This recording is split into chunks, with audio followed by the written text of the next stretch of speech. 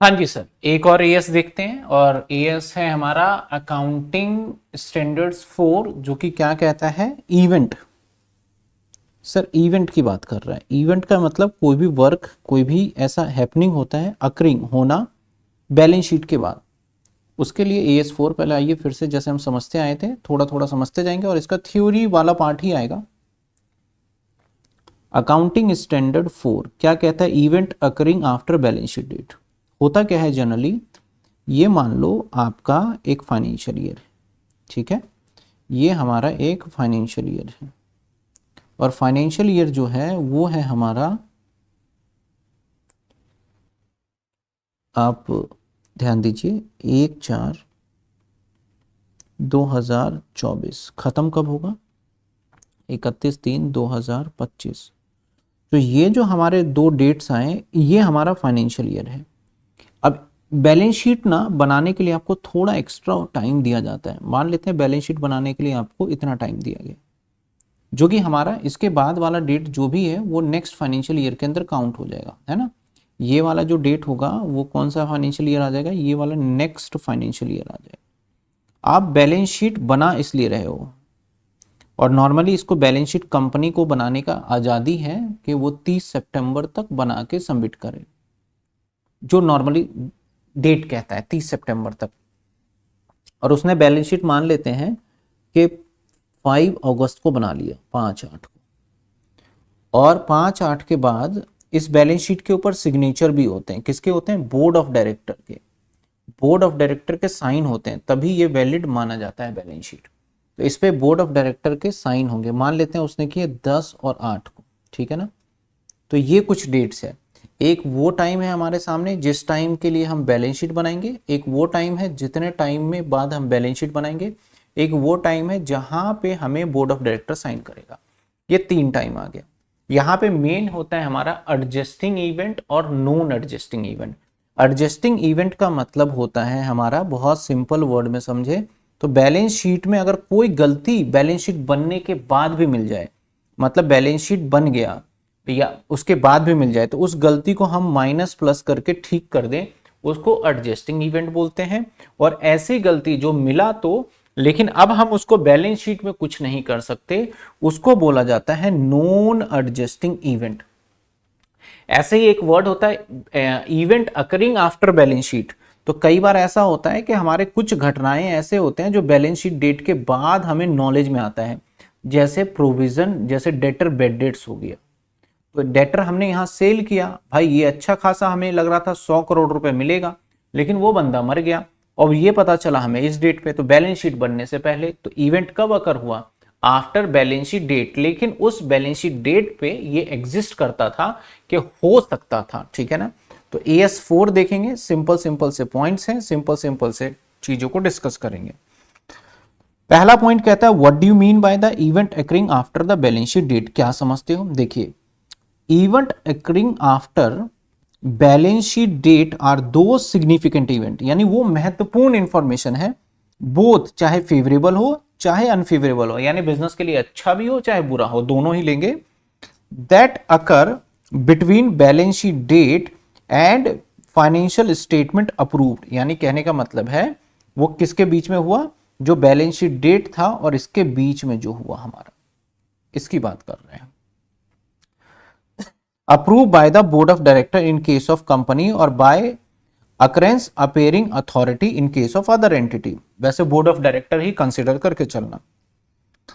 To type of event occurring after balance sheet date, दो तरीके के होते हैं। एक होता है एविडेंस, जो कि हम कहता है those which are provide further evidence and exist balance sheet date पे, यानी जिस दिन हम बैलेंस शीट जहां के लिए बना है इस टाइम पे था लेकिन पता नहीं था, एविडेंस बाद में पता चला। एक कहता है which incidence consideration subsequently balance sheet date.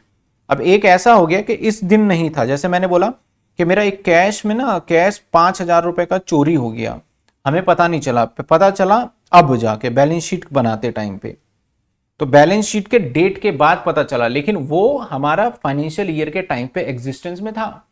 अब हुआ क्या, अर्थक्विक आया और अर्थक्विक इसके बाद मेरा बहुत सारा नुकसान हो गया, जिससे मेरे बिजनेस का गोइंग कंसर्न इंपैक्ट होने लगा कि बिजनेस चलेगा या फिर नहीं चलेगा। तो ये वो इवेंट हो गया जो कि हमारा उस दिन एग्जिस्ट नहीं कर रहा था जिस दिन तक का बैलेंस शीट बना है हमारा। आ जाइए, अब कहता है event occurring after balance sheet date क्या होता है। Even which occur between the balance sheet date and date of which financial statement approve indicate need to be adjusted and assets and liability balance sheet date required to disclose, उसमें adjust करके disclose करना होगा। Adjustment, ये कौन सा event हो गया हमारा। कहता है adjustment to the assets and liability required event occurring after balance sheet date के बाद अगर होता है प्रोवाइड एडिशनल इंफॉर्मेशन हमें देना पड़ेगा। फॉर एग्जांपल एक एडजस्टमेंट मेड किया loss trade receivable confirm by the insolvency, मतलब डेटर से पैसा नहीं मिला कस्टमर से तो वो बैलेंस शीट डेट पे था तो इसलिए, तो ये कौन सा हो गया adjustment. Adjustment to be assets and liability appropriate event occurring after the balance sheet date such as an example decline of market value, यानी एसेट्स का हमारा मार्केट वैल्यू घट गया या बढ़ गया तो उस डेट पे था तो इसलिए। Event occurring after the balance sheet does not effect the figure financial statement, क्या कहता है, अब ध्यान रखना, जो कि हमारे फाइनेंशियल स्टेटमेंट के कहता है डज नॉट अफेक्ट, मतलब इसको माइनस प्लस मत करिएगा, इसको माइनस प्लस मत करिएगा। देखिए पहले समझिए, इस वाले को माइनस प्लस कर दीजिए बैलेंस शीट डेट, अब यहां पे relating existing the balance sheet date, और इसको हम क्या करेंगे अकर आफ्टर बैलेंस शीट, इसको कर देंगे हम।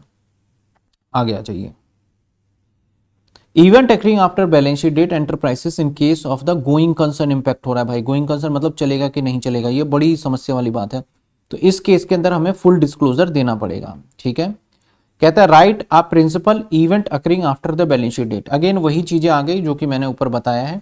अब एक सबसे मेन पॉइंट ये है, इस पे क्वेश्चन आता है हमारा कई बार केस स्टडी बेस, इस बार इस पे आने के फुल चांसेस बनते हैं। Adjusting event, sir adjusting event क्या होता है, जिसको minus plus, adjusting event are those events which are additionally evidence, जिसके पास additionally condition exist on the balance sheet date they required to change in the financial statement, मतलब minus plus कर दो आप। A trade customer whose full specific provision has been made, जिसके लिए बनाया था 31 मार्च 22 का, पेड फुल अमाउंट 1.5 लाख रुपए before the approval of balance sheet date. मैंने बोला था यार ये तो बैड डेट्स हो जाएगा, लेकिन वो पूरे पैसे दे गया, तो हमारा अकाउंटिंग एस्टिमेट्स गलत निकल गया, तो अब इसको हमें माइनस प्लस करना पड़ेगा क्योंकि बोर्ड ऑफ डायरेक्टर ने साइन नहीं किए। बोर्ड ऑफ डायरेक्टर अगर साइन कर देगा तब तो उसके बाद तो कुछ भी चीजें बदलना मुमकिन ही नहीं है, उसके साइन से पहले कुछ चीजें बदली जा सकती है। It is an adjusting event है, provision for doubtful debt is reduce by, हमारा ये करना पड़ेगा, इसके लिए ये एंट्री करके दिखा दिया। अदर एग्जांपल, अगर इंसॉल्वेंसी होता है डेटर का इंक्लूड ईयर द फिगर, मतलब डेटर से रिलेटेड होगा तो वो एडजस्टिंग इवेंट में जाएगा। Valuation of fix assets permanent आपका बैलेंस शीट डेट में, या फिर बोलता है कि वैल्यूएशन हुआ indicate the permanent diminishing of value, मतलब आपका उसके वैल्यू में लगातार गिरावट हो रहा है वो भी होगा। Event after example distraction of the major production plant after the balance sheet date, मतलब कोई प्लांट के साथ कोई दिक्कत आई तो वो भी हो जाएगा। अकाउंटिंग ट्रीटमेंट, इसमें से ज्यादा नहीं पूछा जाता, एडजस्टेड होगा नहीं होगा। अब देख लीजिए दूसरा, नॉन एडजस्टेड इवेंट, कहता है non adjusted event occur the condition did not exist, जो कि हमारा उस दिन एग्जिस्ट नहीं करता था बैलेंस शीट डेट पे, they not result change in the financial statement, और उससे हमारा फाइनेंशियल स्टेटमेंट चेंज भी नहीं होगा, but may be significant enough justify to the accounts, लेकिन वो बहुत इंपॉर्टेंट था। Following event occurring after the balance sheet no need to be reflect financial statement में नहीं किया जाएगा। Decline market value of investment, investment में कोई बढ़ गया घट गया इसको हम नहीं दिखाएंगे। एग्जाम्पल, एक कॉस्ट ऑफ इन्वेस्टमेंट ये था, मार्केट वैल्यू 9 लाख रुपए था, वैल्यू डिक्लाइन 4 लाख हो गया 20 अप्रैल को, तो इसको नहीं दिखाएंगे। Purpose dividend declare dividend shareholder balance sheet date पे था, should be recognise the dividend liability balance sheet, इसको भी नहीं दिखाएंगे। ये स्कोर तो साफ साफ ही मना करता है, इसके से काफी पंगा भी आ गया था। Accounting treatment, balance sheet figure not to be adjusted, event either effect significant disclosure, इसके लिए रिक्वायरमेंट होगा। अब देखिए यहाँ पे कुछ क्वेश्चंस है, इस क्वेश्चंस को पढ़िएगा, इस क्वेश्चन के बेस पे आएंगे क्वेश्चन आपके। कहता है एक बोर्ड ऑफ डायरेक्टर है, कंसोलिडेट द टेक्नोलॉजी है, ये मीटिंग करता है 18 अप्रैल को। Consider the approval of audited financial accounting along with the auditor report, दे दिया गया। फाइनेंशियल स्टेटमेंट बन चुका है, ऑडिटर रिपोर्ट है। रिकमेंडेशन टू द डिविडेंड 2 रुपए हम डिविडेंड देंगे 2 crore fully paid up shares पे देंगे 10 रुपए ईच पे। मतलब अब बैलेंस शीट बन गया, साइन भी हो गया। If approved by the member fourth with the annual general meeting में मेंबर बोलते हैं उसको कर देंगे। तो बोर्ड ऑफ डायरेक्टर क्या होता है कि मीटिंग बुलाते हैं फिर देते हैं, लेकिन हमारा बोर्ड ऑफ डायरेक्टर ने अप्रूव, बैलेंस शीट पे सिग्नेचर हो गया है। The same will be paid all eligible share holder को डिस्क्लोज द अकाउंटिंग ट्रीटमेंट क्या होगा इस डिविडेंड का। तो देखो सिंपल सा है, ES4 क्या कहता है कि contingent event after balance sheet के डेट के बाद हो गया, प्रपोज डिविडेंड और dividend declare after the balance sheet date before approval of the financial statement not recognise liability as the balance sheet, उसको नहीं माना जाएगा बिकॉज ऑफ स्टैच्यूटरी ऑब्लिगेशन दिया गया है। Hence such dividend disclose notes to accounts में दिया जाएगा, कॉन्टेंजेंट लाइबिलिटी में दिया जाएगा। Therefore dividend 4 crore recommended by consolidated technology board of meeting में होगा और not to be account in the books of account में से अकाउंट नहीं किया जाएगा। तो ये एक इंपॉर्टेंट है, डिविडेंड वाला हमेशा याद रखिएगा कि उसे बुक्स ऑफ अकाउंट में नहीं लिखा जाएगा, ठीक है ना। अब कहता है treatment of affect the going concern. ये क्वेश्चन, गोइंग कंसर्न क्या होता है कि हमारे बिजनेस लगता है कि आगे नहीं चल पाएगा तो क्या करेंगे। कहता है event occurring after balance sheet date may the indicate the enterprise going concern. For example आपका डिस्ट्रक्शन मेजर प्रोडक्शन फायर के वजह से जल गया, indicate need to be consider whether appropriate fundamental of the accounting exemption, going concern impacted हो जाएगा। If not loss assets should be record provide to be, इसको तो भाई बताना पड़ेगा और इसको हमें शो करना पड़ेगा। सच इन केस एडजस्टेड इवेंट माना जाएगा ES4 के हिसाब से, ठीक है ना। अब यहां कहता है कि एक कंपनी है बट अकाउंट अप्रूव करता है ये 15 अप्रैल को फायर लग गया, तो इसको क्या मानेंगे। तो loss due to fire balance sheet date before the approval of financial statement, the loss of fire such a magnitude बहुत ज्यादा था, not a reasonable aspect the company will be state operation again, thus going concern not a valid applicable, such this case should be prepare financial statement में हम दिखा देंगे। अब इसके बाद कहता है event occurring after the approval of accounts. Approval of accounts मतलब सिग्नेचर हो गया। Event occurring after the approval of account such a balance sheet date after approval of account completely non adjusting event, such event are material disclose in the report. तो भैया उसको हम adjust तो नहीं करेंगे लेकिन बैलेंस शीट के नीचे लिख देना कि भैया इससे बड़ी दिक्कत होने वाली है, आप समझ लो बात। अब देखिए कुछ क्वेश्चंस है जिसके बेसिस पे आपको क्वेश्चंस पूछे जा सकते हैं एग्जाम के अंदर। कहता है एक केस किया company, advertisement filed by party 5 April को और 2022 क्लेम अगेंस्ट डैमेज 5 लाख। कहता है हम Surya limited financial year April to March में has provide the following information. तो बोला जा रहा है कि उसको हम क्या करेंगे। कहता है keep the in the view of provision ES4 required to be reason whether above treated contingency adjusting event non adjusting event बताना है। तो कहा कि एक केस कर दिया, advertisement file by the party 5 April को क्लेमिंग डैमेज। अब देखिए कहता है जो श्यू हुआ कंपनी एडवर्टीजमेंट फाइल 5 अप्रैल को हुआ, जस्ट बाद ही हुआ है, claiming damage 5 lakh, it is contingent liability, क्योंकि भाई उसने क्लेम किया है, केस किया है, दे थोड़ी देंगे, तो कॉन्टिंजेंट लाइबिलिटी माना जाएगा। Existing the balance sheet date because of the 5 April after balance sheet date है, नॉन एडजस्टिंग ट्रांजेक्शन है। अभी दूसरा कंपनी सेंड प्रपोजल्स, आपका इमूवेबल प्रॉपर्टी को सेल करने का उसने एक डाला, जो कि कब डाला इसने, मार्च में, तो एग्जिस्ट कर रहा है। The book value of property 30 lakh year ended, और ईयर एंडेड में ये था। हाउएवर द डीड रजिस्टर अप्रैल में, तो भाई जिस दिन उसने साइन किया उस दिन तो था। Proposal sale movable property March में हुआ, however the no contract sale property March में हुआ, देयरफॉर नॉन एडजस्टिंग इवेंट, तो इसको एडजस्टिंग इवेंट नहीं माना गया क्योंकि उस दिन कॉन्ट्रैक्ट फॉर सेल नहीं हुआ था, बस बातचीत चल रही थी।